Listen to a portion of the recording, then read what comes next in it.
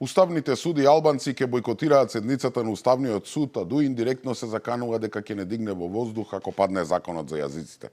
А зашто ќе бойкотираат судиите? Затоа што ќе имало мајоризација, демек македонските судии ќе ги надгласале албанските.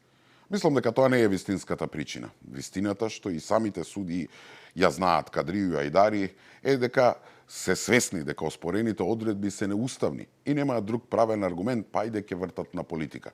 Господа, вие сте избрани таму како правници, не како политичари. Треба да одлучувате по закон и по устав, а не по национална припадност.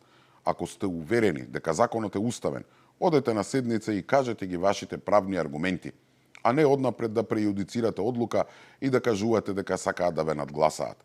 Вината за тоа што е донесен ваков фаличен закон ќе барате кај тие што ве избраа, односно Дуи.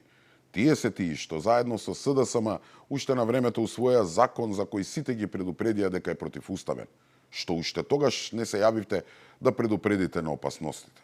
Не е важно ви беше Дуи што мисли. А тие пак повторно се закани. Ако паднел законот, последиците ќе биле непоправливи и тие немале да сносат одговорност што ќе се случи. Не, баш обратно. Тие ќе излезат пред албанците и ќе објаснуваат зошто донеле таков фаличен закон. А се закануваат затоа што им гори под нозете и знаат дека со падот на Дамева во судскиот совет се отвара патот за расчистување со нивните слуги во правосудството. Доаѓа денот кога ќе треба да се плати за 2 деценискиот грабеж. Замислете, по оставката на Дамева од сите партии прва реагираше Дуи. Да, што се нема случено во држава, Дуи на ништо не реагира, освен нешто за албанците, ама сега први се јавија да ја бранат Дамева. Од борци за човекови права, па преку екологисти, сега стана и борци за владење на правото.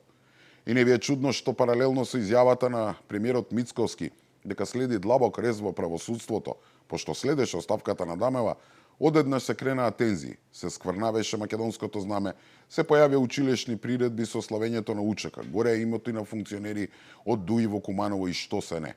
Вистината е дека потресот во судскиот систем предизвика паника кај многумина поранешни функционери на Дуи. И токму тие структури најмногу ги подгреваат меѓуетничките тензии. Но што е многу е.